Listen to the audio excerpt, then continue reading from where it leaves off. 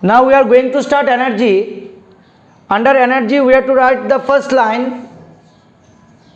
It is the ability of doing work. Okay. In our previous classes we came to know that energy has its various forms. Okay. So we can transfer energy from one form to another form without destroying them. Understood? So second line should be energy of the total universe is constant.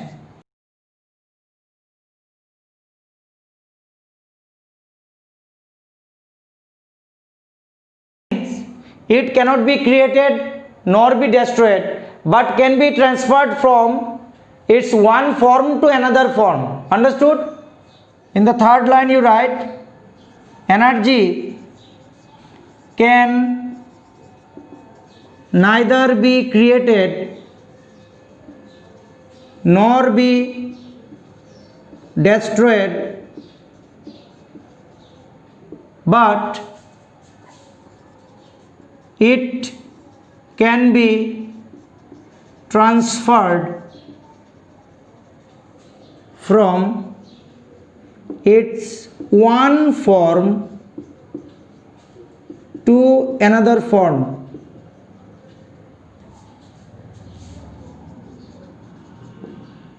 Okay, so let's have an example of this. Suppose this is the bob of the simple pendulum and this is the length of the string.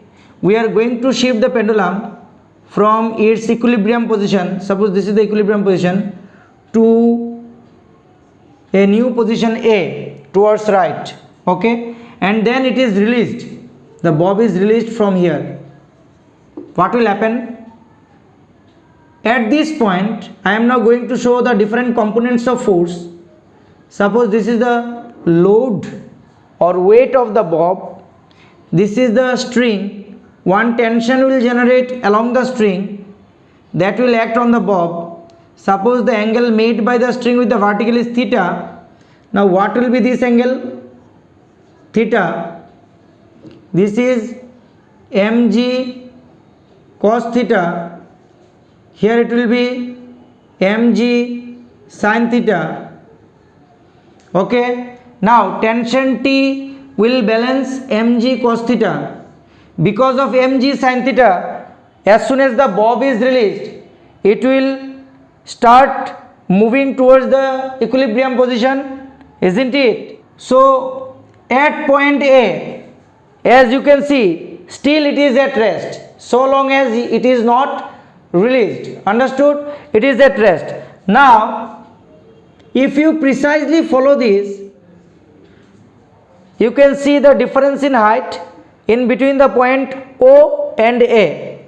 Now at point A, the bob is maintaining a certain height h, and it was because of the work done by you while taking the bob from O to A. So whatever work you have done in taking the bob from O to A, that much amount of work is converted into energy of the bob when it is at A. That type of energy will be known as what? Potential energy. তাহলে ও point থেকে এ পয়েন্টে ববটাকে নিয়ে যাওয়ার সময় তুমি যে কাজ করেছো ওই কাজটা এ পয়েন্টে থাকা অবস্থায় ববের মধ্যে পটেনশিয়াল এনার্জি হিসেবে স্টোর হয়েছে।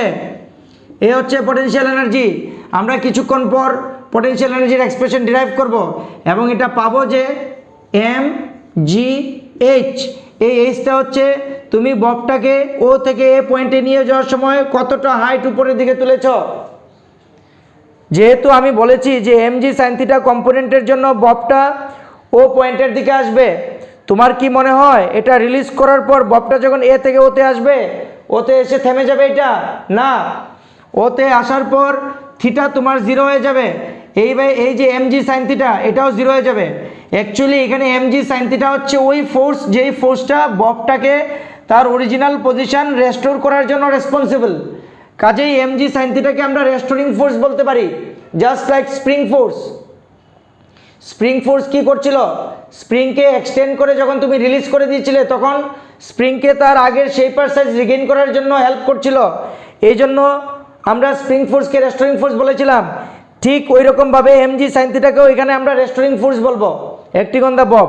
যখন ববটা ও পয়েন্টে আসবে তখন এমজি সাইন থিটা জিরো হয়ে যাবে, রেস্টোরিং ফোর্স নেই, কিন্তু তার মধ্যে কি চলে আসবে, ইনার্শিয়া অফ মোশন চলে আসবে। যেমন ফ্যান ঘুরতে থাকলে সুইচ অফ করলেও ফ্যান কিন্তু কি হয়, ফ্যানের মধ্যে কারেন্ট যাওয়া বন্ধ হয়ে যায়, তারপরেও সিলিং ফ্যান মুভ করতে থাকে। এইরকমভাবে এ পয়েন্ট থেকে ও পয়েন্টে ববটা যখন আসবে, even though the restoring force acting on the bob become zero, but still because of the inertia of motion gained by the bob will continue to move in left direction unless or until it reaches the same height h। এ পয়েন্টে থাকা অবস্থায় যতটা height সে attain করেছিল, অর্থাৎ যতটা potential energy সে gain করেছিল ততটাই potential energy তার মধ্যে আবার ফিরে আসতে হবে। এখানে কি পাচ্ছ তুমি, পটেনশিয়াল এনার্জি আবার পাচ্ছ mgh। তাহলে আমি এখানে বলতে পারি বডি যেহেতু দাঁড়িয়ে আছে, তাহলে এখানে কি এই দুইটা এক্সট্রিম এন্ডে কাইনেটিক এনার্জি নেই। বডি যখন এ থেকে ওতে আসবে তখন এই পটেনশিয়াল এনার্জিটা এখানে আসার সময় কাইনেটিক এনার্জিতে কনভার্ট হয়ে যাবে।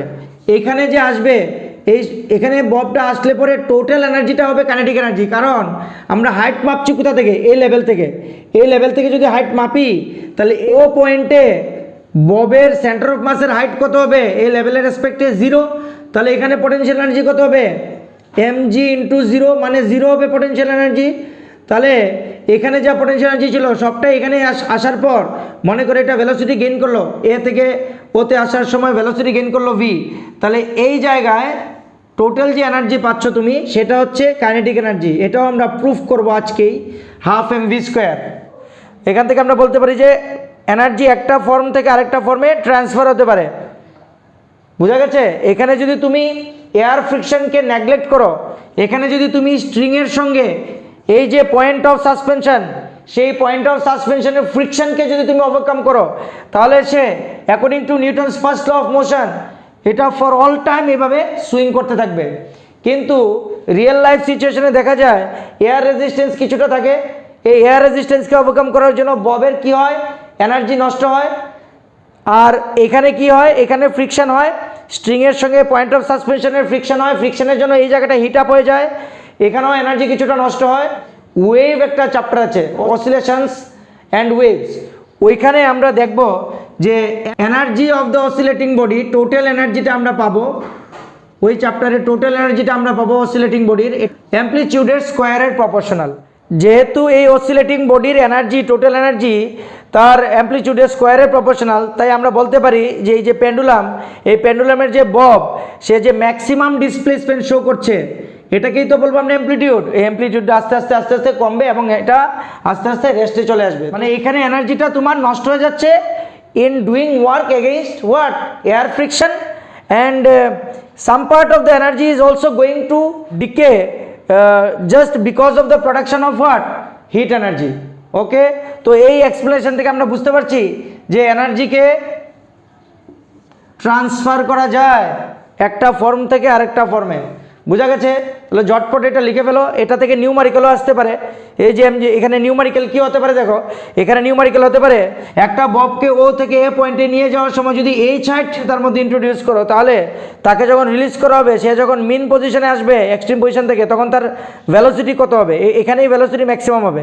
ভেলোসিটি কত হবে, এনার্জি কনজারভেশন তুমি যদি অ্যাপ্লাই করো, তুমি যদি ধরে নাও যে তোমার এনার্জি কোনোভাবে নষ্ট হচ্ছে না এয়ার ফ্রিকশনের জন্য আর এখানে হিট জেনারেশনের জন্য, তাহলে তুমি লিখতে পারবে এখানে যে কাইনেটিক এনার্জি পেলে এটা এই পটেনশিয়াল এনার্জি থেকে এসছে, হাফ এম বি স্কোয়ার হচ্ছে mgh, এম ক্যান্সেল হয়ে এখান থেকে তুমি ভি পাবে √2gh।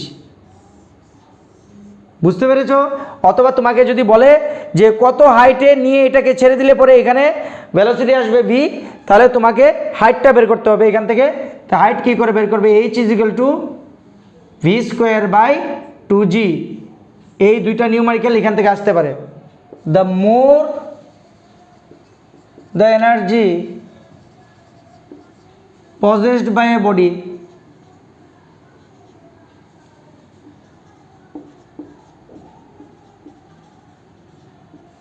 comma, more will be the work done by it.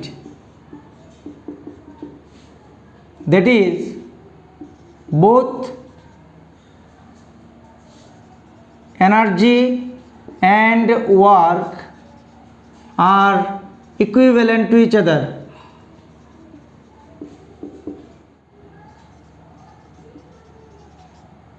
So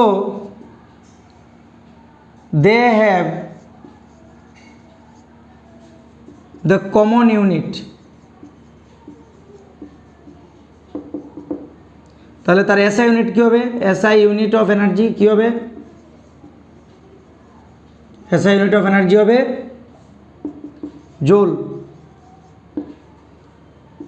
1 জোল হচ্ছে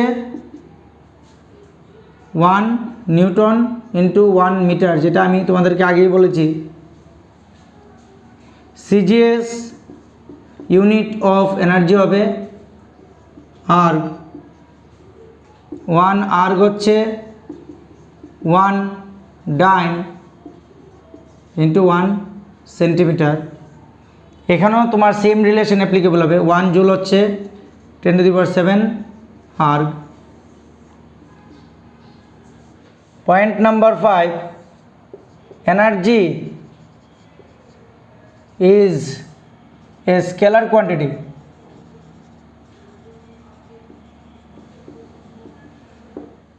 That is, it possesses only magnitude and no direction. Number 6, mechanical energy is the sum total of kinetic energy and potential energy. It is the energy possessed by a body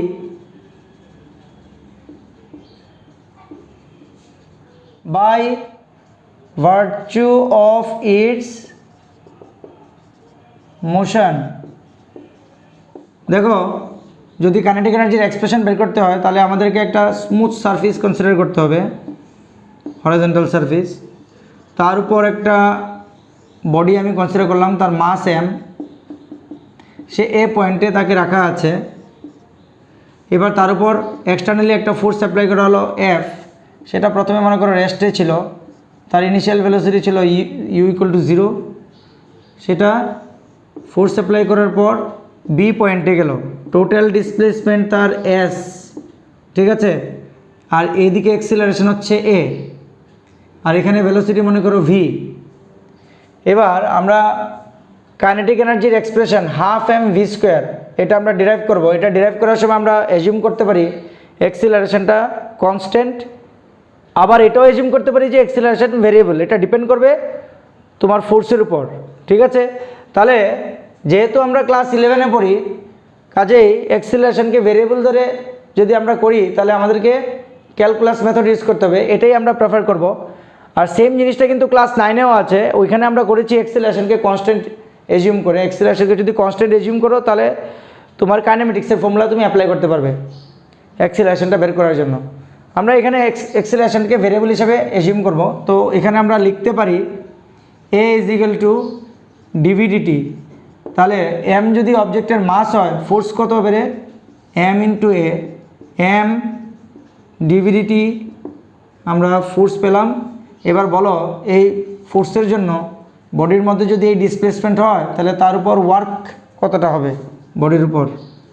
integration F dot ds 0 to s। আচ্ছা, এখানে লিখো 0 to s F ds cos 0 degree. ভালো করে দেখো, displacement ডান দিকে হচ্ছে, this is the direction of displacement and this is the direction of force only towards right, so angle will be 0 degree. তাহলে এখান থেকে আমরা পাই ইন্টিগ্রেশন 0 to s, এফ এর ভ্যালু বসাও, m dv dt multiplied by ds, আর এখানে cos 0 তো 1 হয়ে যাবে। This is equal to integration m, এখান থেকে আমরা কি লিখতে পারি দেখো, এই ডিটিটা ডিএস এর নিচে নিয়ে যাও, ডিএস এর নিচে নিয়ে গেলে এটা কিসে কনভার্ট হয়ে যাবে, ডিএস বাই ডিটি হয়ে যাবে ভি। এই ভিটাকে ডিভির সামনে লিখবে এখানে, তাহলে এটা আমরা লিখতে পারি ds by dt multiplied by dv. ঠিক আছে, তো এটা দেখো এখন চেঞ্জ ইন ভেলোসিটি চলে আসলো, তাহলে ভেলোসিটির লিমিট চুজ করতে হবে। ভেলোসিটির ইনিশিয়াল ভ্যালু হচ্ছে 0 বিকজ বডিটা রেস্টে ছিল। ফাইনাল ভেলোসিটি একের করলো ভি বিকজ তাকে পুশ করা হয়েছে এই এফ ফোর্স দিয়ে। আর ডিএসডিটিকে তুমি লিখবে ভি, কি লিখবে, ভি লিখবে 0 থেকে v m v dv. Understood. এবার মাস কনস্ট্যান্ট, মাসটাকে ইন্টিগ্রেশনের বাইরে নিয়ে আসো,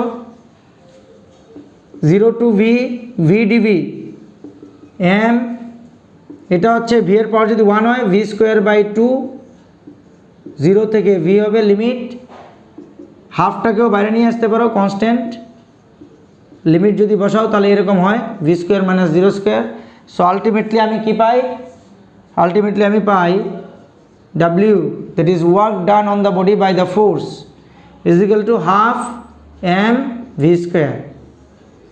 এইবার এখানে ভালো করে খেয়াল করে দেখো, এই যে বডির উপর এই ফোর্সটা ওয়ার্ক পারফর্ম করলো, এই ওয়ার্কের জন্য বডির মধ্যে কি জেনারেট হলো, মোশন জেনারেট হলো, এবং আমরা ওয়ার্ককে বের করলাম ইন টার্মস অফ ভেলোসিটি।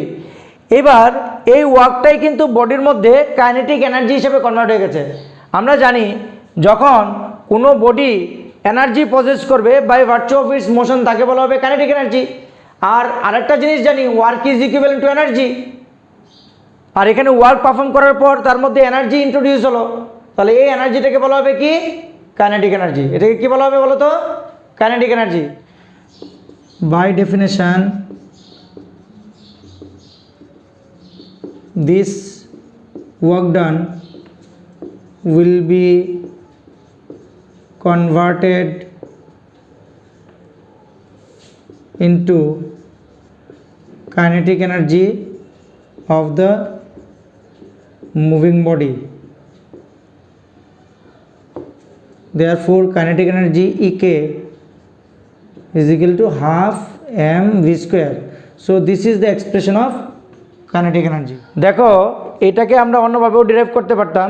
অ্যাক্সিলারেশনকে যদি আমরা কনস্ট্যান্ট ধরতাম তাহলে আমরা কি লিখতে পারতাম, এখানে আমরা এখানে লিখতে পারতাম v square equal to u square plus 2as।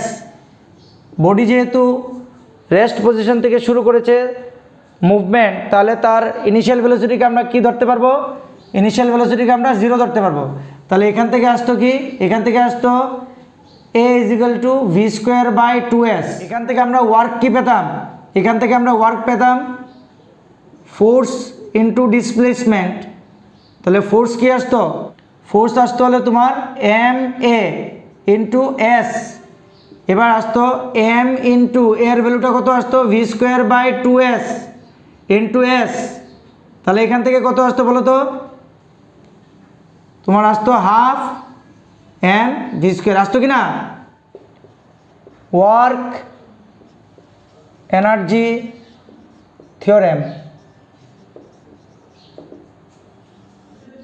Work energy theorem হচ্ছে যখন কোনো একটা ফোর্স কোনো একটা অবজেক্টের উপর ওয়ার্ক পারফর্ম করবে তখন এই ওয়ার্কটা হবে চেঞ্জ ইন কাইনেটিক এনার্জি।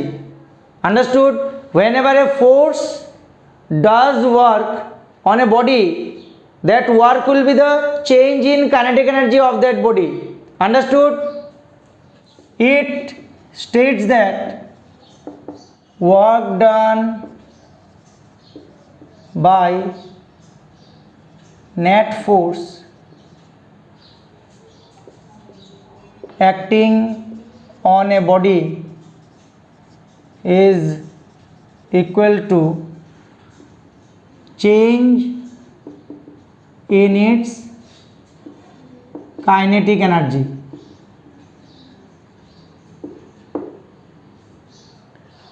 এখানে ধরে নেওয়া হচ্ছে যে কাইনেটিক এনার্জি অন্য কোনো এনার্জিতে কনভার্ট হচ্ছে না বা কাইনেটিক এনার্জি নষ্ট হচ্ছে না। এবার দেখো এটাকে কিন্তু তোমরা কাইনেটিক এনার্জি যে ডেরিভেশন আগে করেছিলে এখান থেকেই প্রুফ করতে পারো। শুধুমাত্র একটা জিনিস চেঞ্জ করতে হবে, জিনিসটা হচ্ছে আগে বডিকে রেস্টে আছে ধরে নিয়েছিলে, এখন বডি ইউ ভেলোসিটিতে মুভ করছে, অর্থাৎ বডির ইনিশিয়াল কাইনেটিক এনার্জি আছে u, and this is not equal to 0। Force apply করার পর এই ডিসপ্লেসমেন্টের পর তার মধ্যে ভেলোসিটি চলে আসছে ভি। ওকে, তাহলে আমরা এখানে কি লিখবো, আগের মতো অ্যাক্সিলারেশনকে আমরা এজিউম করে নেব variable acceleration a is equal to dv dt, আর ফোর্স হবে mass into acceleration m dv dt. Okay, so net work done on the body by the force F will be 0 to s f dot ds। তাহলে এটা তোমরা দেখতে পাচ্ছ এরকম হবে 0 to s m ডিভিডিটি ds। ঠিক আছে, এইখানে গিয়ে একটু চেঞ্জ হবে, আগে বডিটা রেস্টে ছিল নাকি, এখন বডি ইনিশিয়ালি ফোর্স অ্যাপ্লাই করার আগেই কিছুটা কাইনেটিক এনার্জি পজেস করছিল। তাহলে এটা হবে ইউ টু ভি এম, এই ডিএসটাকে যদি এইখানে আনো আর ডিভিটাকে যদি ওইদিকে নিয়ে যাও ds dt into v DV.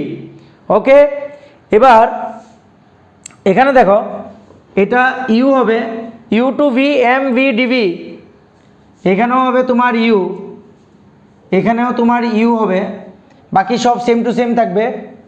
তাহলে এই জায়গায় কি হবে বলো, ইউ। তাহলে এখানে আমরা কি পাবো, ওয়ার্ক ডান পাবো হাফ, এই দেখো half m v square minus half m u square minus half m u square. এটা হচ্ছে তোমার ওয়ার্ক এনার্জি থিওরেম। আর এই জায়গাটা তো লাগবে না, এই জায়গাটা আমি মুছে দিই।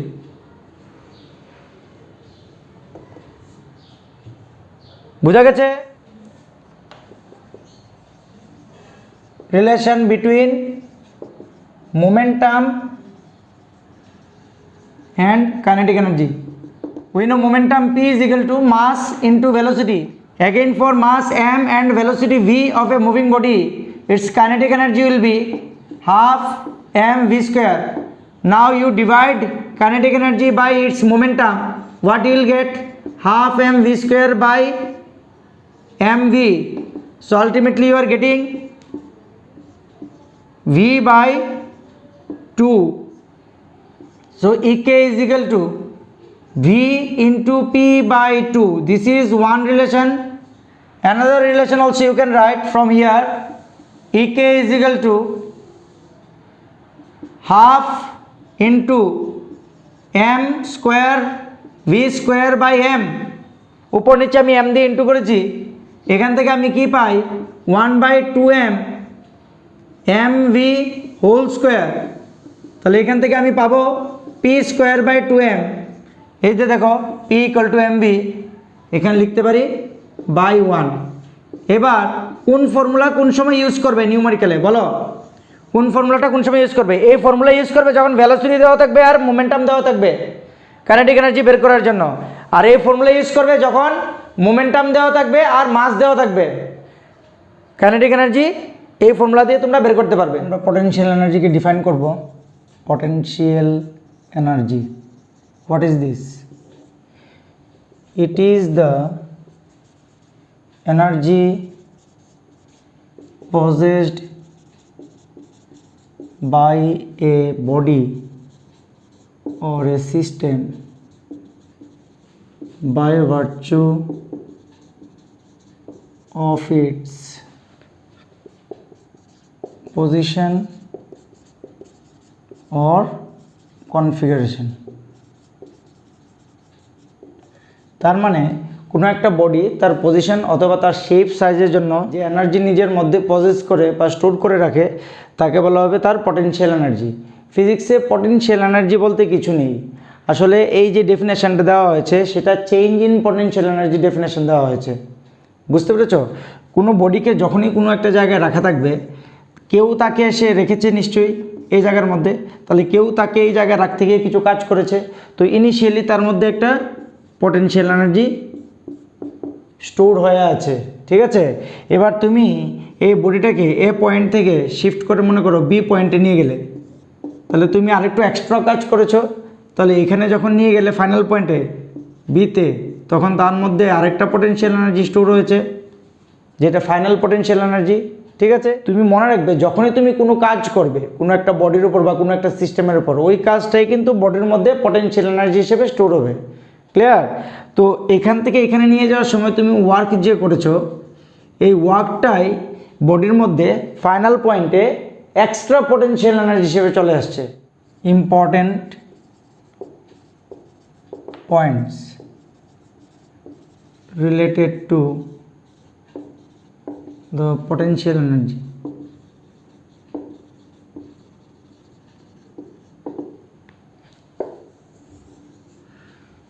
Number 1, potential energy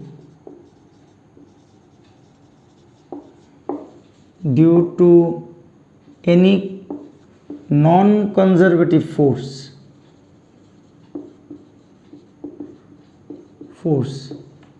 as for example frictional force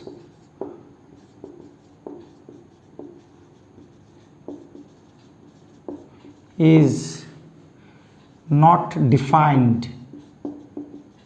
এটা এখনো ডিফাইন করা যায়নি, ঠিক আছে। তো নন কনজারভেটিভ ফোর্স হচ্ছে ওই সমস্ত ফোর্স যে সমস্ত ফোর্সের দ্বারা ওয়ার্ক ডান পাথের উপর ডিপেন্ড করবে। যেমন মনে করো একটা পয়েন্ট হচ্ছে এ আর একটা পয়েন্ট হচ্ছে বি, তুমি এ পয়েন্ট থেকে বি পয়েন্টে একটা বডিকে নিয়ে যাচ্ছ, আবার এ পয়েন্ট থেকে সেম বি পয়েন্টে সেম বডিকে নিয়ে যাচ্ছ আরেকটা পাথে, ঠিক আছে। এই দুইটা পাথে যদি ফ্রিকশন থাকে তাহলে দেখা যাবে work done against the friction in taking the body from A to B along path 1 is not matching with the work done against the frictional force in taking the same body from A to B along path 2.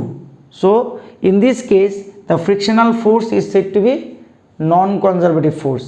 যদি frictional force conservative force হতো তাহলে frictional force এর against work done along path 1 and along path 2 কি হতো, same হতো।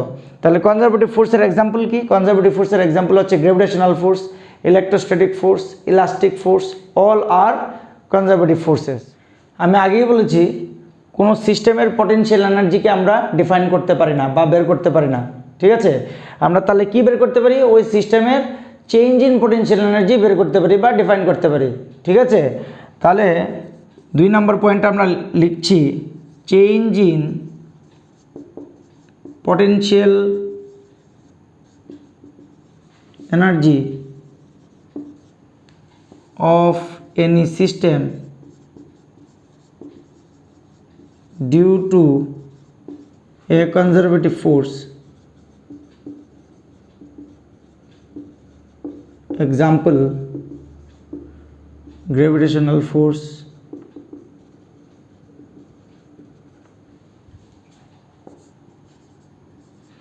elastic force, electrostatic force,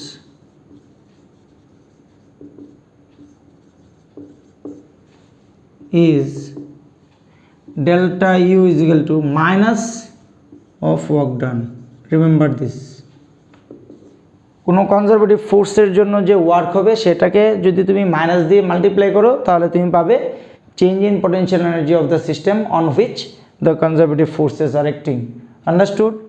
Class 11 এর সিলেবাসে গ্রেভিটেশনাল force আর elastic force related potential এনার্জির ক্যালকুলেশন আছে।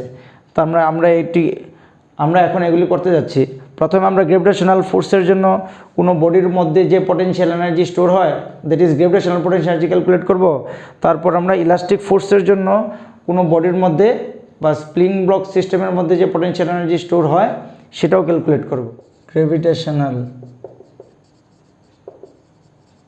potential energy,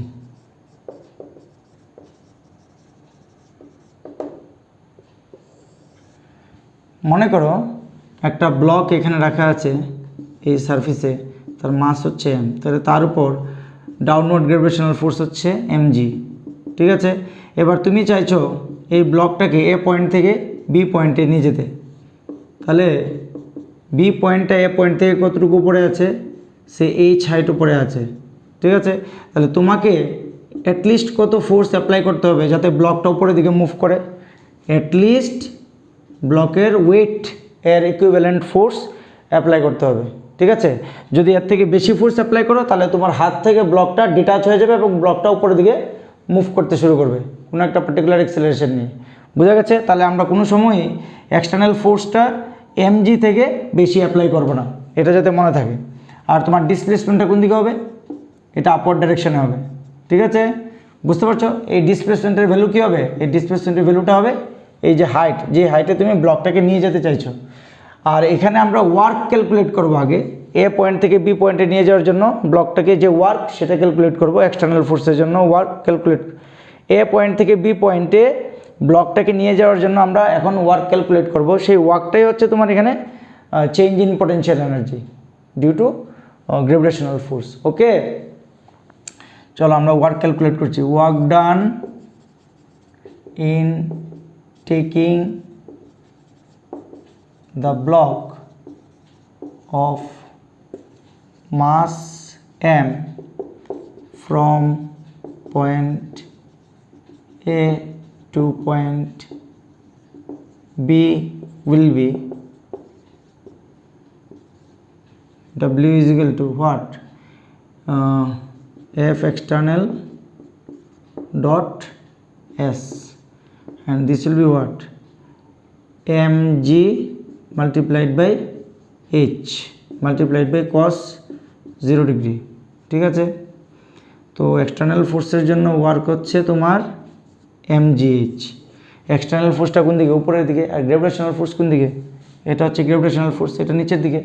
ঠিক আছে, তাহলে তোমাকে যদি বলা হয় গ্রেভিটেশনাল ফোর্সের জন্য ওয়ার্ক কত, তুমি লিখবে এক্সটার্নাল ফোর্সের জন্য যে ওয়ার্ক, এক্সটার্নাল ফোর্সের জন্য যে ওয়ার্ক সেটার নেগেটিভ। ঠিক আছে, তার মানে তুমি লিখবে মাইনাস mgh। ক্লিয়ার? আচ্ছা, by definition of potential energy, whatever work you are doing by the external force against gravity while taking the body from this point to that point, this work done is going to store in the body as its potential energy at the final position. Understood? Therefore, gravitational potential energy is equal to what? Is equal to W external is equal to mgh। তাহলে দেখা যাচ্ছে কোনো একটা object, যে অবজেক্টকে তুমি একটা point থেকে আরেকটা পয়েন্টে নিয়ে যাচ্ছ, মানে হাইট তার চেঞ্জ করছো, সেই অবজেক্টের মাসের উপর গ্র্যাভিটেশনাল পোটেনশিয়াল এনার্জি ডিপেন্ড করবে। কতটুকু হাইটে অবজেক্টকে নিয়ে যাচ্ছ সেই হাইটের উপর ডিপেন্ড করবে। এবং যেই জায়গায় তুমি ব্লকটাকে একটা পার্টিকুলার পয়েন্ট থেকে কিছু একটা হাইটে নিয়ে যাচ্ছ, ওই জায়গার অ্যাক্সেলারেশন ডিউ টু গ্র্যাভিটির উপর ডিপেন্ড করে। আমরা জানি পোলার রিজিয়নের acceleration due to gravity equatorial region থেকে কি হয়? বেশি হয়। ঠিক আছে, তাহলে পোলার রিজিয়নে সেম হাইটে তুমি যদি একটা অবজেক্টকে লিফট করো, তাহলে দেখা যাবে গ্র্যাভিটেশনাল পোটেনশিয়াল এনার্জিটা পোলার রিজিয়নে বেশি হবে in comparison two what? Equatorial region for the same height. Understood? Now we are considering one situation where a block of mass m is initially kept at a height h1 above the ground. This is the ground, and it has been shifted from this level to that level, that is at a height of h2. Understood? And you have been asked to find the work done in taking the body from point A to point B by the external force. This work done will be simply change in potential energy. Change in potential energy means potential energy of the final point minus potential energy of the initial point. This will be mgh2 minus mgh1. যদি মাস দেওয়া থাকে আর দুইটা height দেওয়া থাকে আর small জির যে value আমরা জানি 9.8, এগুলিকে এখানে পুট করলে পরেই আমরা এটা রেজাল্ট পেয়ে যাব। বুঝতে পেরেছ? Now we are going to talk about elastic potential energy stored in a deformed spring.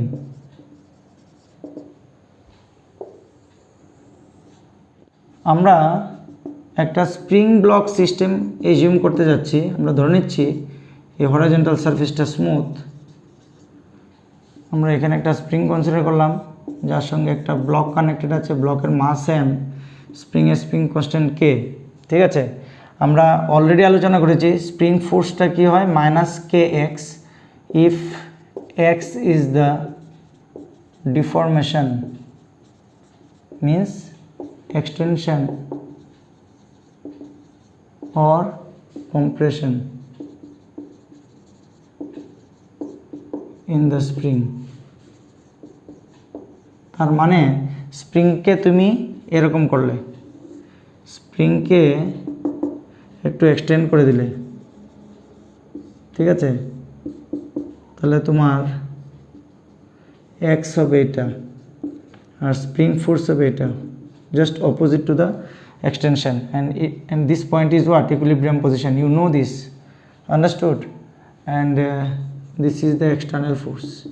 External forceটাকে তুমি যদি রিমুভ করে দাও, জিরো করে দাও, তাহলে অটোমেটিক্যালি ব্লকটা তার আগের জায়গায় এখানে আসার চেষ্টা করবে because of this spring force or restoring force. Okay, এই সিচুয়েশনে যদি স্প্রিংয়ের মধ্যে স্টোরড পটেনশিয়াল এনার্জি বের করতে হয় তাহলে আমাকে কি করতে হবে? আমাকে স্প্রিং ফোর্সের জন্য ওয়ার্ক ক্যালকুলেট করতে হবে আগে। স্প্রিং ফোর্সের জন্য ওয়ার্ক ক্যালকুলেট করে তাকে মাইনাস দিয়ে ইন্টু করতে হবে। আমি আগেই বলেছি কনজারভেটিভ ফোর্স দিয়ে যদি ওয়ার্ক ক্যালকুলেট করা হয় এবং সেটাকে যদি মাইনাস দিয়ে মাল্টিপ্লাই করা হয়, সেটা তোমাকে কি দেবে? যে সিস্টেমের উপর এই ফোর্সটা কাজ করছে অথবা যে সিস্টেমের উপর তুমি টোটাল ওয়ার্কটা বের করছো because of this conservative force, ওই সিস্টেমের চেঞ্জ ইন পটেনশিয়াল এনার্জি চলে আসবে। বুঝা গেছে? আর যদি এক্সটার্নাল ফোর্সের দ্বারা ওয়ার্ক বের করো, সেই এক্সটার্নাল ফোর্সের দ্বারা ওয়ার্কটা হয়ে যাবে চেঞ্জ ইন পটেনশিয়াল এনার্জি। এটাকে আর মাইনাস দিয়ে মাল্টিপ্লাই করতে হবে না, এটা যাতে মাথায় থাকে। এখানে একটা জিনিস খেয়াল করো, স্প্রিং ফোর্সটা হচ্ছে একটা ভেরিয়েবল ফোর্স, এটা স্প্রিংয়ের ডিফরমেশনের উপর ডিপেন্ড করবে। কেটা হচ্ছে তোমার স্প্রিং কনস্ট্যান্ট, এটা স্প্রিংয়ের ম্যাটেরিয়ালের property. Okay, for any small extension in the spring, work done by the spring force will be what? Fs dx. Okay, then it will be minus kx dx. আচ্ছা, এবার total work done বের করি, 0 to ws minus k constant x dx 0 to x, x মনে করো total extension, ঠিক আছে, in the spring. তো এটা হয়ে যাবে ws 0 to ws is equal to minus k, this will be x square by 2 0 to x, here it will be ws is equal to minus k x square by 2 minus 0 square by 2, so ultimately we are getting ws is equal to minus half k x square. এবার change in potential energy in the spring will be what? Minus of ws, this is equal to plus half k x square. তো change in potential energy মানে কি? Final potential energy minus initial potential energy, half k x square. Initial potential energy কী ছিল? Initially স্প্রিংয়ের মধ্যে extension কী ছিল? Zero, because initially ব্লকটা কোথায় ছিল? ব্লকটা ইকুইলিব্রিয়াম পজিশনে ছিল, অর্থাৎ স্প্রিংয়ের মধ্যে কোনো ধরনের এক্সটেনশন ছিল না। তো যার কারণে initial potential energy stored in the spring it will be zero, as because there was no deformation in the spring. So whatever potential energy we have calculated here, this is because of this extension only, and this is the final potential energy stored in the spring. Understood? দেখো কোনো নিউমারিক্যালে তোমাকে যদি বলে দেয় initial extension in the spring হচ্ছে x1, final extension in the spring হচ্ছে x2, আর স্প্রিংয়ের সঙ্গে যে ব্লক কানেক্টেড আছে ব্লকের মাস হচ্ছে তোমার m, তাহলে চেঞ্জ ইন পটেনশিয়াল এনার্জি বের করো আর ওয়ার্ক ডান বের করো। ওয়ার্ক ডান বাই কি দেখতে হবে এখানে জিজ্ঞেস করেছে তোমাকে, work done by external force হলে, work done by external force যদি হয় তাহলে চেঞ্জ ইন পটেনশিয়াল এনার্জি যেটা হবে সেটাই হবে তোমার এটার ভ্যালুটা। আর যদি work done by spring force আসে, work done by spring force, তাহলে কিন্তু তোমাকে কি লিখতে হবে? এটা হবে মাইনাস ডেল্টা ইউ, আর এটা কিন্তু হবে প্লাস ডেল্টা ইউ। ক্লিয়ার? আর ডেল্টা ইউটা কী হবে? U f minus u i. What will be u f? Half k x f square, u i will be half k x i square. K should be given, k should be given, understood? K will be given in the question. Okay, so এই equation থেকে change in potential energy calculate করব, আর এইটাকে এখানে আর এখানে use করে আমরা work done in the spring block system by external force calculate করতে পারবো, এবং work done in the spring block system by spring ফোর্সও ক্যালকুলেট করতে পারবো। একটা জিনিস খেয়াল করো, মাস অফ দ্য ব্লক কিন্তু কোনো কাজে আসছে না, ঠিক আছে? এটা এক ধরনের ট্র্যাপ হতে পারে তোমার জন্য, এটা একটু খেয়াল রাখবে নিউমেরিক্যাল সলভ করার সময়। ওকে, এখানে দেখো এখানে একটা রিলেশন দেওয়া আছে। In this question you can see one relation is given connecting displacement and time of a moving body. Okay, mass ওই বডিটার দেওয়া আছে 1 কেজি। বলেছে বডিটা ইনিশিয়ালি রেস্টে ছিল, আমাদেরকে এখানে বলেছে find the change in kinetic energy of the body after 10 seconds. So we will start with the given equation t equal to √x plus 3. From here we will try to find the value of x. After that what we will do?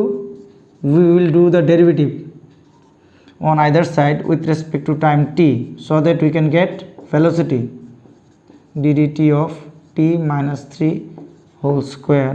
This will be v equal to 2 into t minus 3 multiplied by ddt of t minus 3. What formula we have used here?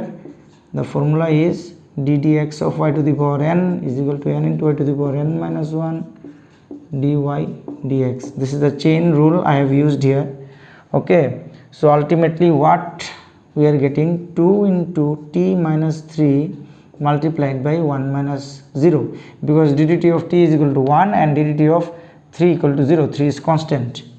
Okay, so finally we are getting v equal to 2 into t minus 3. Understood? Therefore change in kinetic energy, this is equal to final kinetic energy minus initial kinetic energy. Final kinetic energy is what? Half m v square. Initial kinetic energy half m u square. As per the question, initial velocity is 0, so initial kinetic energy will be 0. Half m v square. This is delta ek. We need to find delta ek at t equal to 10 second. So after 10 second, change in kinetic energy will be half m. Put the value of v here, half m. What is the value of v? 2 into t minus 3 whole square. You can give it equation 1. You can write here by 1. Okay, so now in place of t you have to put 10. So what you will get? 2 into 10 minus 3 whole square. In place of m you can write 1. So after solving you will get half into 10 minus 3 7, 7 into 2 14, that is 14 into 14. So from here we are getting 7 into 14, 4 7s are 28, 98 joule. You can see here in this question one conservative force is given. This is variable. Initial potential energy of the system on which this conservative force is acting at point 1, 2 is given 10 joule. We have been asked to find the final potential energy of the system at point 2, 4. Now we know change in potential energy equal to negative of work done by conservative force. Okay, so when the force is variable we need to perform integration. So the formula is fx dx x1 to x2 minus fy dy y1 to y2. Now what is fx here? Coefficient of I cap. What is fy? Coefficient of j cap. Okay, so this will be minus x1 means initial value of x, this one is 1, final value of x is 2, fx is 2x dx minus fy is 3, here the initial value of y is 2 and the final value of y is 4 dy, and here we can write uf minus ui. Okay, so uf minus what is ui? Ui is 10. Okay, so uf we are getting 10 minus, here it will be 2 1 to 2 x dx, here 3 dy 2 to 4. This will be uf is equal to 10 minus 2 into x square by 2 1 to 2 minus 3 into y 2 to 4. From here we will get UF is equal to 10 minus 2 square minus 1 square minus 3 into 4 minus 2. 10 minus 4 minus 1, this is equal to 3. Here 2 into 3 6, so ultimately we will get 1 joule. I hope whatever I have discussed you have understood. Still, if you have any doubt, feel free to ask me any question in the comment box. Thank you.